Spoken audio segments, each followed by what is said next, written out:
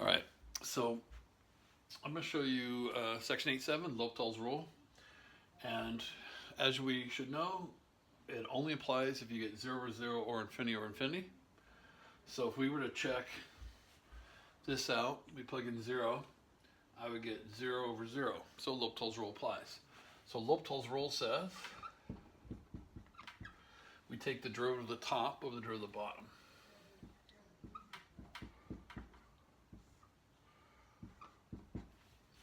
All right, so I take the derivative of the top and derivative of the bottom. So I replug in 0, and I get 0 over 0 again. L'Hopital's rule still applies.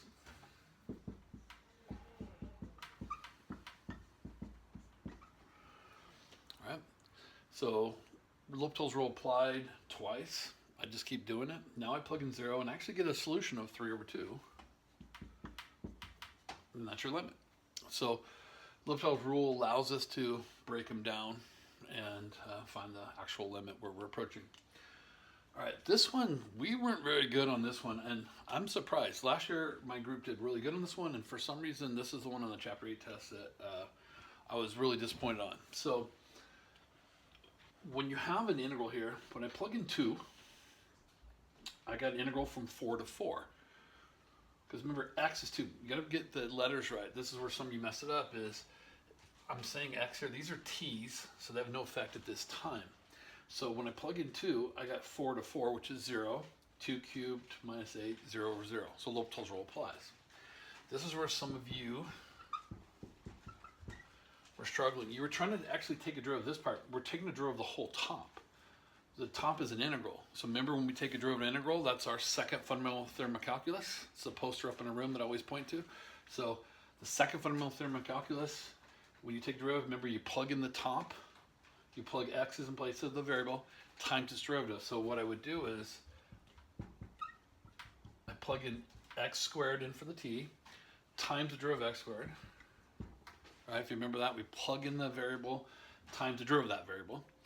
Minus, you do the same at the bottom, but remember if it's a constant, when I plug in the constant, I'll get an answer, but then I take the derivative of that constant, which will give me 0. So I'll actually get minus 0. So that's the derivative of the top. Now, derivative of the bottom is 3x squared. All right? But for some of you were like actually trying to take a derivative of this and saying cosine. No, we're taking a derivative of the whole top, the derivative of the integral. It's almost like the integral and the derivative kind of, cancel each other out as they are opposites, and you end up with your equation. All right, now I plug in 2, and if I plug in 2, I got sine of pi over 4 times 4. So I actually have 4 sine of pi over 4 over 12. Now we know the sine of pi over 4, root 2 over 2. So I have 4/12 root 2 over 2, which is root 2 over 6.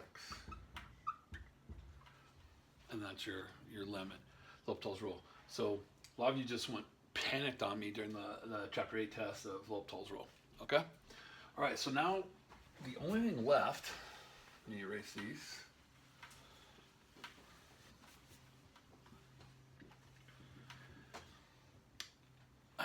When I've looked at past tests, they don't really go into the indeterminate forms, but this is what separates the BC from the AB. These three are all done the same way. If you were to plug in and get 1 to the infinity or 0 to the 0 or infinity to the 0, we have to take an L on both sides and solve it that way. Those are probably the most work. If you have 0 times infinity, then that one's pretty quick. You're going to just bring one equation down below it and then do L'Hopital's rule. It's pretty fast. And then infinity minus infinity is just, we have a fraction minus a fraction. We just do bow tie and combine the two fractions. So I'll show one of each. I'll start with the easiest one, infinity minus infinity.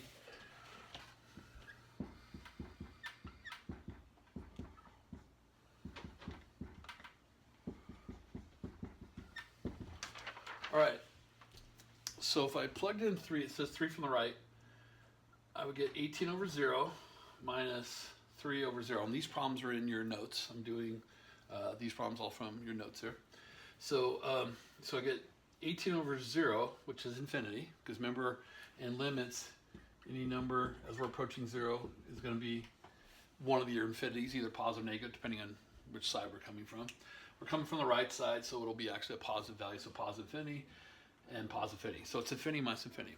So we get a common denominator. Actually, we won't be doing bow tie because they have something in common. I need to clearly multiply this one by x plus 3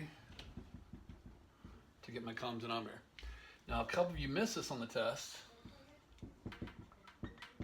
just due to bad math up here on top.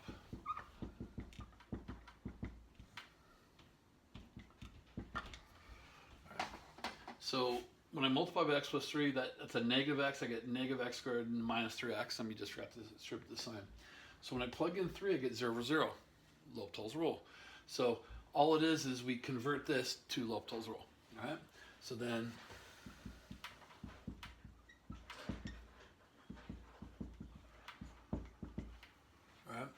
so we take the derivative of the top or the derivative of the bottom, plug in 3, and you actually get negative 9/6 or negative 3/2. Right? And that's how you do infinity minus infinity. 0 times infinity. Let me find a problem for my notes.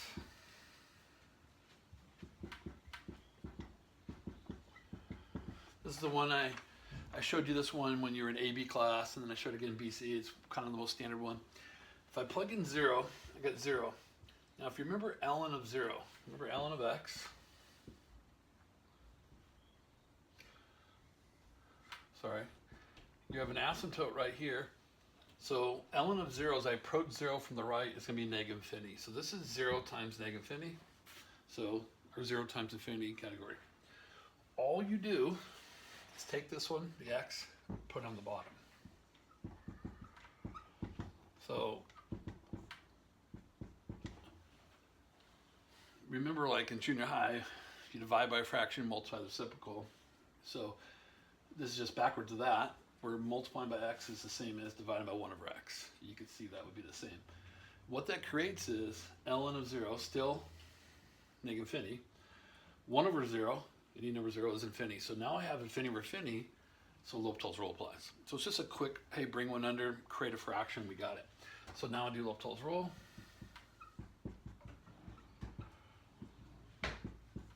Derivative ln x is 1 over x. Derivative of 1 over x is negative 1 over x squared. Flip that over.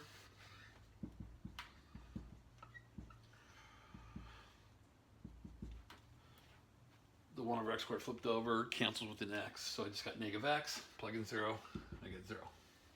All right. So what we were having was like a battle. ln x was trying to take you down to a negative infinity. X was trying to take you to 0. X won the battle, and we ended up at 0. That's kind of how that was going on that problem. All right, now the most difficult one. Whoa. Before we break something.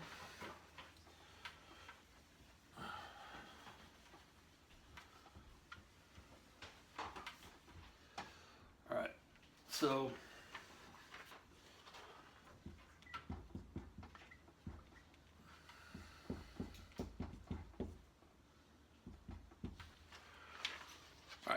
I'm going to show you this one. This was, if I plug in infinity, 1 over infinity is 0.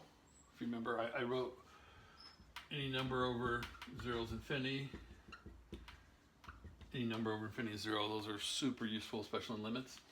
So when I plug in infinity, I get 0. So I got 1 to the infinity power, which is one of these 3 special cases. So what we do is we let it equal y. And we're going to take a natural log of both sides. All right? So I'm going to take an ln of the 2 sides. I could put the limit on the outside here. So I have ln y over here, I can't forget. I got limit, which I will take eventually. And the purpose of taking an ln,